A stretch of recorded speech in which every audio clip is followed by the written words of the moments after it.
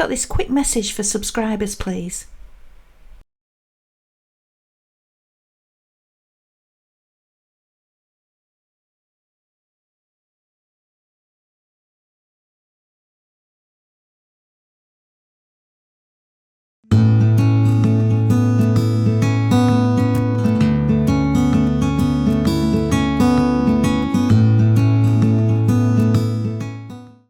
Hiya, I finally got round to doing a Q&A. So today's is on the van and on upgrades and modifications. I've had loads of questions, so I've got quite a list of stuff to answer. So I'll cut it down into bite-sized chunks. I'll do short videos, a few different short videos around certain subjects. So if people are interested, they can watch. If they're not, they know there's nothing in it of any interest to them. But I hope you get something from them. So without further ado, question 1. So the first question is from Sylvia Page. Hello, Sylvia. You mentioned you had a bigger motorhome in the past. Why did you decide to go for a smaller camper van for your solo travels rather than a smaller motorhome? This was quite an easy decision, really. A smaller motorhome never even came into mind. The one we had before was a 7.2 metre motorhome, which, you know, was great for the two of us, and I drove it and it was fine to drive, but we kept it in storage. So we had a plot at a storage unit about a mile away. We had a key fob where we could go 24/7 anytime, day or night, and it worked well. It was exciting. It was all part of the trip. We'd have a big box at home that we used to fill up, load into the car, go up to the storage unit, take it out, load up the van and set off on our adventures. And when we came back, obviously all that in reverse, and it was all part of the adventure, but it was quite time consuming. So as a solo traveller, I had no interest in all of that, to be honest with you. It wouldn't have been as much fun, and also it wouldn't have given me the oomph to keep going with it. I'd probably have had the van stood there longer than I do now that it's on the drive.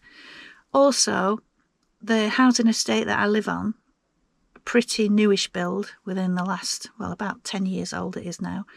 It's written in the deeds about having motor caravans, motorhomes on the estate. Now, I don't know, I think that applies on your driveways. I don't think they like it. So we always kept our big motorhome in storage, even though it would fit on the drive. We didn't think it was right to keep it there. So a smaller motorhome, I always had it in my head that we weren't really supposed to keep them. But also, on top of that, there's more to sort of maintain with a motorhome. So you've got like your shower, your toilet, your oven, microwave, whatever, all the things that we used to have. And to me, potentially more to go wrong with it. So I wanted something a bit simpler. And I wanted an everyday vehicle too, something I could drive 1 week about. So I'd drive my camper van 1 week, and then I drive my car another week, so I keep the two running. I wanted, more of an everyday vehicle. And also I didn't need the space that comes with a motorhome. Even a smaller motorhome would have a lot more space than this van. So it was really around that. A smaller van suited my needs. I like the idea that I could probably get more places, more sort of remote places maybe, than if I had a motorhome. I just saw a camper van as a bit more fun for me at a time when that's what I needed. Sylvia goes on to say, is there anything you miss about having a motorhome, and do you still feel the camper van was the right decision for you? I absolutely 100% know that the camper van was the right decision for me, fortunately. I'd hate to have made this decision and then thought, I should have done this or that. But no, I've had no doubts, I've had no regrets about this. Anything I miss about the motorhome? No, not really. You could say, well, the shower was nice. I used to like the shower. And the thought of being able to off-grid for days on end with a shower would be great, but I don't miss it enough that I can't work around that. So if ever I'm away for several days, a week or two, I just break it up. I'll do some off-grid with a campsite and shower there. And obviously have a good wash while I'm on the van, but not a shower. So no, there's nothing I miss about the motorhome. I mean, you could say the storage was great as well, but you fill what you've got, don't you? So whatever storage space you've got, you will fill. And with having less storage space, I only take what I really need, which is better. You know, I don't have loads of crap in the back that I don't even know what's in there anymore, which we did do a bit in the motorhome. So in answer to your question, no, there's nothing I'm missing. Absolutely, yes. The best decision I could have made was getting this van. Next question, Anne Rimington. Hello, Anne. Do you ever think of getting a slightly bigger van? No, not at the moment. I know everybody's going bigger at the moment. I don't know how that's come about, but everybody seems to be going bigger.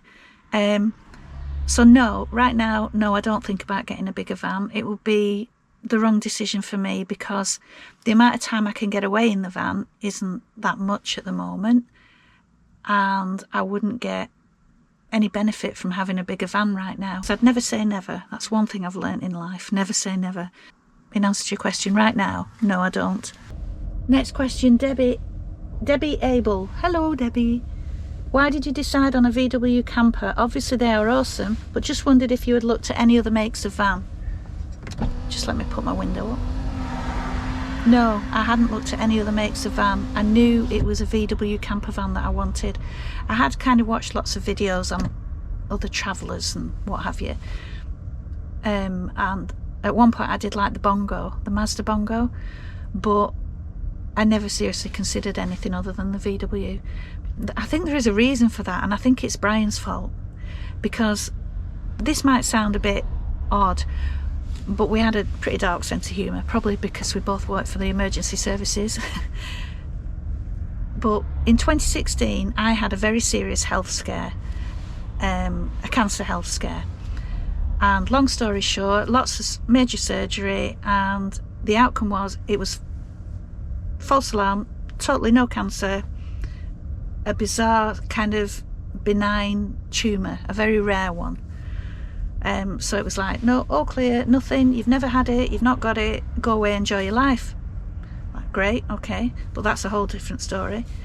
And then a few weeks after, Bri turned round and said to me, oh bloody hell, I need to cancel that order. I said, what order? He said, the Cali. I said, the what? The VW Cali. What about a VW Cali? He said, well, I'd ordered one because I thought you weren't going to be around anymore. He said, so I was going to downsize from the motorhome to a VW Cali and go off and have some travel. So obviously we laughed like we did at stuff like that. And then, as sick, twisted fate would have it, 3 years later I found myself on my own, and 2 years after that downsized to a VW camper van. You couldn't write it, could you? So I think it was always in my mind to, because I know he'd laugh now if he could see what I've done. I think it was kind of there. The seed was planted already in my mind to, right, okay, so whoever's left on their own, we downsize, VW camper, and off we go. But I'm not quite as flash as Bri was, because he would have gone for a VW California, whereas I went for your commercial T6.1 with extras. And had it converted. So yeah, I think it was always going to be a VW camper van. It was written in the stars. VWs, they're tried and tested, aren't they? They're proven good vehicles as camper vans. That's another reason why I went for one. Next question is Leslie Richardson. Hello. Hoping to get a camper van soon, but can't decide on tailgate or barn doors. What made you get a tailgate? I always was going to get a tailgate. I preferred the look of a tailgate. So really, initially it was for aesthetics. I went for tailgate. And also my idea was the shelter that you get from one as well if it was raining. With the tailgate up, obviously you've got that bit more shelter. But there's no right or wrong when you choose him, and it depends entirely on what your needs are. Because as I've learnt more about it, I can see where barn doors would be better than tailgate and vice versa. But for me, tailgate definitely all the time, because I don't think I'd get the benefits of a barn door. Like, say, if a couple travelling or a family where you've got more things stored, you've got the benefit of you don't have to open the whole tailgate up to get in the back where things can tumble out. With barn doors, you can just open one of the doors where the other doors may be packed full behind it. You also need more room with the tailgate, so if you've got to be aware of what's behind you and whether you've got enough room to open the tailgate. I like in the morning raising that blind and having a look out the window, and I've got like an uninterrupted view with the rear window. That's nice, which you wouldn't get as much with a barn door. I mean, they're not big reasons, but these are things I prefer about a tailgate. Bike racks. If I'd put a bike rack on my tailgate, whenever I wanted to open it, I'd have to take my bike off if I'd gone down the route of having a bike on a bike rack, which would be awful because I can't get my underbed storage, I can't get to from inside the van. I've got to go through my tailgate, which works perfectly, but wouldn't work so well if I had a bike on the back and I had to take that off every time I wanted to get in the back. But I think with barn doors, you could have a bike rack on and your bike on and still open and close your doors, I think. I mean, someone's probably going to tell me, actually, you can have a bike rack on a tailgate and still lift it with your bike on, but I don't know. Anyway, as it turned out, I got a foldable electric that just goes in a bag on the front seat, so it never became an issue for me.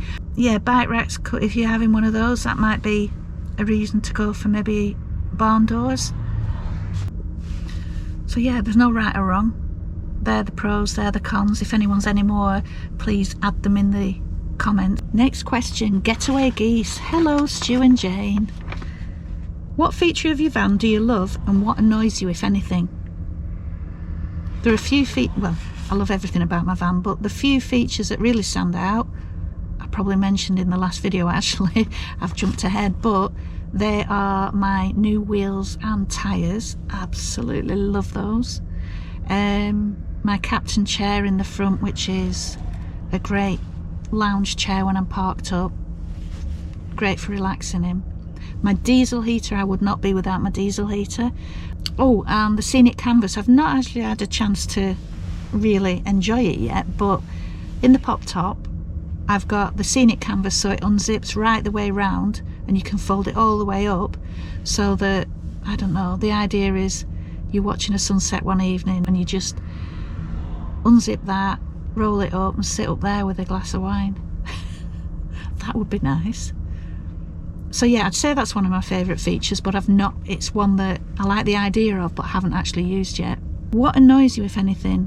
What annoys me? Well, nothing annoys me. One thing I would change is the shelf over the sink and the cooker. I would widen that, so I'd take the front off there and put some cupboard doors or sliding doors in there, because I'm not getting the best use out of that. I'm limited to what I can put in because of the design of the front, so I'd open that right up and so I can get cans and tins and things in there. But I won't say it annoys me, but that could be improved. And that actually answers the next question. Annie's 8075. Now that you've had your van for a while, is there anything in the current layout that you wish you'd done differently? That's basically it. I'd just alter that shelf. Nothing else that I would change. Anything else I'd do differently? No, I know that's a boring answer. It's just the shelf, really. Next question, David Joseph. Hiya Joey. I met Joey he's got a similar van from the same conversion company, and I met him on an open day at the custom shop Liverpool, and he's actually the person that I got the idea of that Bluetooth flame lamp that everybody's raving about. That's Joey you've got to thank for that. Do you use a heater, van, diesel or plug-in when it's cold at night? Yes, I use the diesel heater, which I've mentioned in the video just before this one, and I just wouldn't be without it. It's absolutely the best thing ever. You can camp all year round with it. it's so fast at getting hot, and then obviously you turn it down, it just ticks over. Once it's reached its heat, and then you've got it at like the ambient temperature, it doesn't make a load of noise, it's quiet. I've also got a backup plug-in heater, which is a Diddy electric heater, and I've used that a couple of times just briefly, and it's been fine. Again, gives off plenty of heat. I'd use that if I was on hookup somewhere, or with my EcoFlow battery backup power station. Next question, Sandra. Hello Sandra. I'm thinking of replacing my double swivel seat with a single captain seat. Apart from the obvious of being able to walk through to the living area, are there any other advantages? Can you use the space for anything you can't do elsewhere, for example? Well, I think every extra bit of space you've got is invaluable in vans of this size, so yeah, what you want to use it for, I don't know. I mean, sometimes I'll put my bin there between the space. At night time, like, I'll stick my shoes there, and there's, you know, camera gear down there. Yeah, it's good storage space for bits. That said though, I believe, don't the double chairs have storage underneath the seating, which these don't, so there's that benefit to double chairs. Other advantages, definitely easier. From what I've seen of people with the double chairs, it just seems a little bit more involved turning them round, like unscrewing bits and what have you. With this, you pull a lever and swivel it round, and that's it, job done. Also, I actually use that space for standing in when I'm reaching up to pull my pop top down. Actually, that leads on to Anne Bletcher. Hello Anne. How do you manage the roof? Because hers is heavy and it's putting her off going out. Standing on a stool when pulling down, but pushing up is hard. Well, I don't know what your struts are like on your roof, but for me, pushing up's the easiest part. You literally, I mean, sometimes, and I shouldn't do this, I'll do it with my head, but you shouldn't do that at all. Don't recommend that. So pushing it up is easy, and the struts just take it up. Pulling it down, I'm just the right height. I'm 5'5", and I can just on my tiptoes reach that handle to then pull it down, and I don't have any difficulty with that now. Maybe get that looked at if it's stiff, but yeah, obviously if you're too short to reach it, you're gonna have to stand on something. Or another idea might be, you know where the handles are for the roof, if you put like tie straps around both of those and pull those down, rather than having to reach right up for the handle itself. Obviously you'd have to securely fasten some strapping of some kind, and then you'd just have to reach up for those and pull that down. That might help. But no, I've not had problems with the pop top roof. Penny at Bumblebee. Hello. Did you have any additional security put on the van doors, etc.? Oh, they're coming to get me.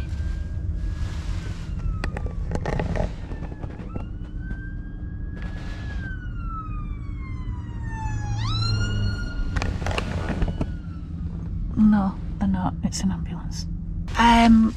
My van security, as it is, I've not done a lot yet, but it is something that I really want to look at. Next question, David at Leisurebit. Hello David and Rachel. He's asking, if you could make one big change to your van, what would it be and why? The one big change that I would make to my van would be better off-grid capability. I've been talking about it, I know, for so long and not got it done yet, but life's just a bit hectic. But that would be the big change, and I would go for a lithium battery, which aren't cheap, are they? So I class that as a big change. A lithium battery, and if that is enough, then I'd keep it at that, which I think it would be for me. And the reason being that I like to do more off-grid, out in the wilds of Scotland kind of camping, or the wilds of wherever. I just feel more confident in Scotland. Bill Aspin. Hello. Have you gone lithium leisure battery yet? I have for the past 2 years. It's a no-brainer. Like I've said in the previous answers, I am definitely doing it. I just haven't pulled my finger out yet and actually done it. But it's great to hear that you raving about it, and it's the right decision to go for it. So I can't wait to get the lithium battery installed. Bill also asks, any problems with the van in the time you've had it with regard to both the base vehicle and the conversion? I haven't had any problems with the conversion.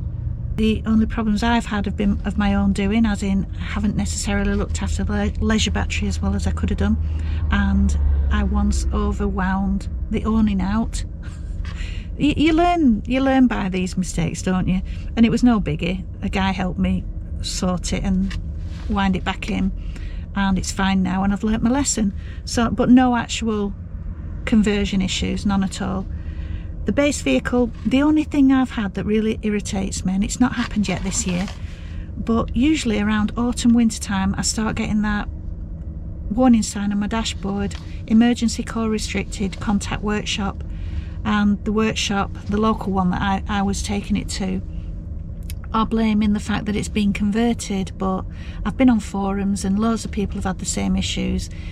It's nothing to do with the conversion as far as I can work out, and it seems to be a problem, a VW issue, and it could be that this needs replacing in some vans, but it does eventually clear. Last year it stayed on for so long it was driving me nuts, and then when I had it booked into the workshop it suddenly cleared, and it's not been back since. So that's more a niggle. It's still in warranty until April, so if it happens again I'm going to ask them to really investigate it, and if need be replace that control head before it's out of warranty. But other than that, no, I've not had any issues at all, touch wood. Van vibes and oh, hang on. Not easy to say that, is it? Van Vibes and Sides, hello. They ask, do you plan to do any more modifications to Vanya in the future? Absolutely will be doing, won't I? We all do that, don't we? We've never finished with updates and modifications.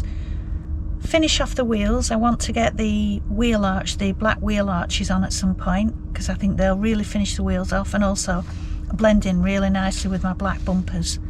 That's my next job when I get a minute. And obviously the lithium battery. Final, how long would you leave your van on your drive without using it? She's left hers for 6 weeks with a solar panel, but scared it won't be sufficient in winter. I never leave it.